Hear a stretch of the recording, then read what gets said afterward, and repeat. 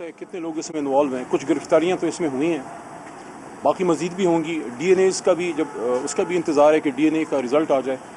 जो कुछ पुलिस एहलकारों ने इसमें कोताही की है उनको तो मुअत्तल भी कर दिया गया है। और इसमें मुझे ये इत्तला भी दी गई कि अस्पताल में भी बहुत लेट उन्होंने पोस्टमार्टम किया, उधर उनको अच्छा रिसीव नहीं किया गया।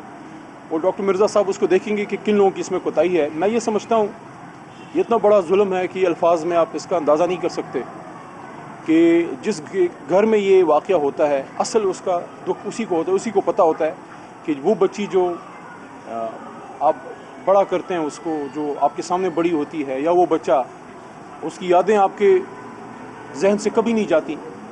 और इस तरह के वाक़यात बहुत अफसोसनाक हैं, चाहे वो कसूर की ज़ैनब बच्ची का हो, मर्दान में आसमा का एक वाक़या हुआ था। उसके अलावा रोज़ आप देखते हैं पाकिस्तान के किसी न किसी शहर, किसी न किसी गली में ये वाक़यात हो रहे हैं।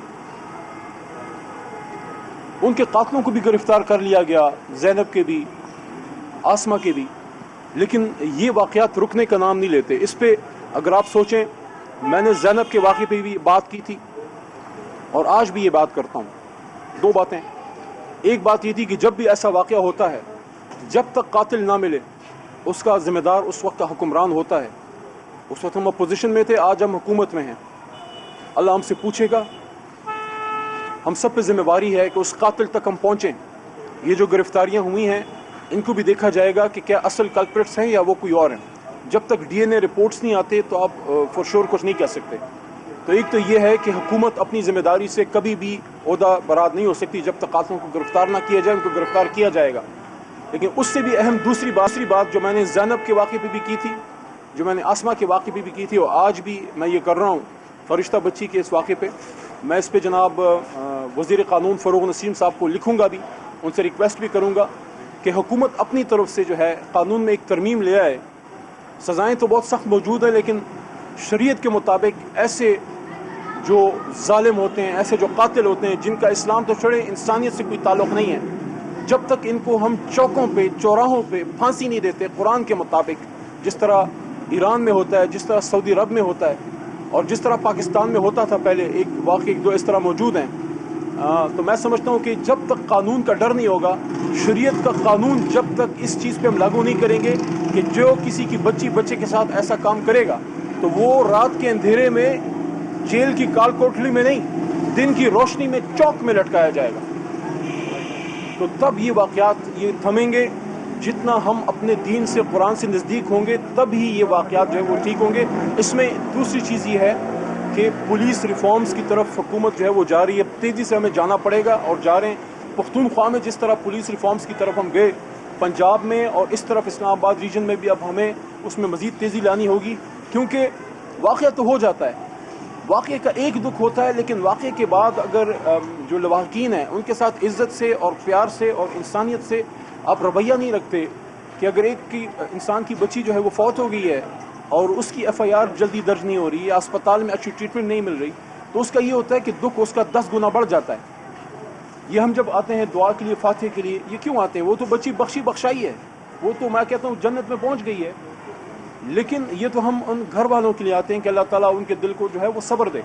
तो मैं ये समझता हूँ कि जो हुकूमतें होती हैं, हुकूमत की मिसाल माँ की तरह होती है, और वो किरदार हम अदा करेंगे और अदा करना चाहिए। और कमी कोताहियाँ होती रही हैं, उस पर पर्दा नहीं डालना चाहिए। जो चीज़ गलत है वो गलत है, उसको ठीक करना चाहिए।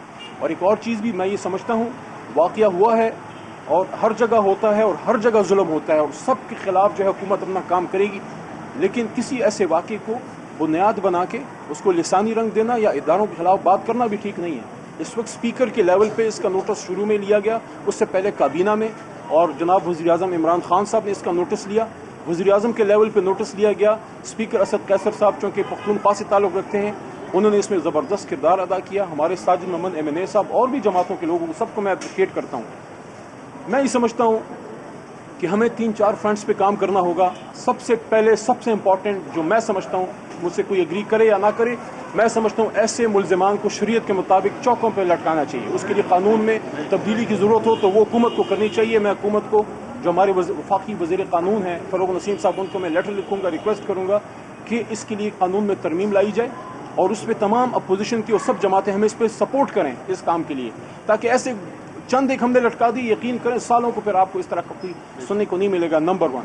नंबर 2, मैं ये समझता हूँ कि हमें पुलिस और रियासती इदारों और हस्पताल के निज़ाम पे ज़्यादा फोकस करना होगा कि ऐसा वाक़या तो हो जाता है लेकिन उसके बाद उसको वाक़े के बाद के जो है वो मैनेज करना है। और नंबर 3, हमें ये भी देखना है कि माशरे का क्या किरदार है और वालिदैन का हम सबका, कि हम माशरे में जो है एक अवेयरनेस पैदा करें कि अगर कोई ऐसा बच्चा है, वालिद साहब के काम पे हैं, बच्चा इस तरह है, तो हमारे सोसाइटी की भी जिम्मेदारी है कि फौरी तौर पे उस पर नज़र रखे कि ये बच्चा किसका है, क्यों इस तरह है। इसको हम चेक करें कि हमारे जो पार्क्स हैं, हमारे जो प्ले ग्राउंड्स हैं, हमारे जो स्कूल हैं, वहाँ पे जो हमारे बच्चे हैं, हम सब की जिम्मेदारी है। अगर एक बच्चा मेरा नहीं है लेकिन इस गली में कहीं फिर रहा है तो मेरा ही बच्चा है, हर बच्चा हमारा बच्चा है। तो हम सिर्फ अपने घर की नहीं, हम औरों के बच्चों को भी अपने बच्चों की नज़र से देखें। और इसमें उलमा कराम का बड़ा ज़बरदस्त किरदार है।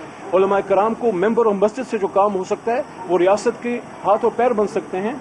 आपको जो है जुमे के खुतबों में इस पर बात करनी चाहिए कि आप अपने गिरदो पेश पे नज़र रखें और अपने हमसायों पे उधर आप चेक करें कि किसी का बच्चा है, अगर वो घर पे कोई नहीं भी है आप जाके उसको अपने घर पे पहुंचा के आएँ, जो माशी जिम्मेदारी है। जब तक हम सब अपना किरदार नहीं अदा करेंगे ये मामला जो है वो रुकेंगे नहीं, क्योंकि रोज़ बरोज़ इसमें इजाफा हो रहा है।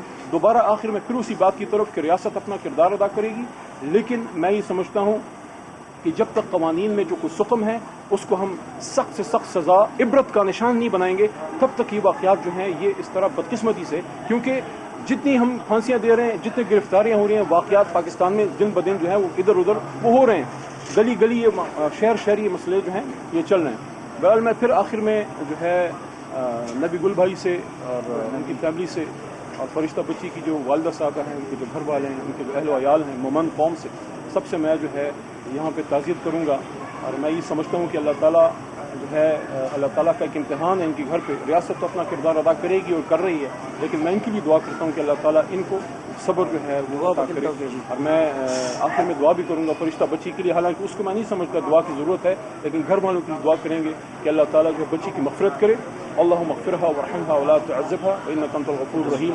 रब्बना अफ़रिग़ अलैना सब्रन वसब्बित अक़दामना वंसुरना अलल क़ौमिल काफ़िरीन।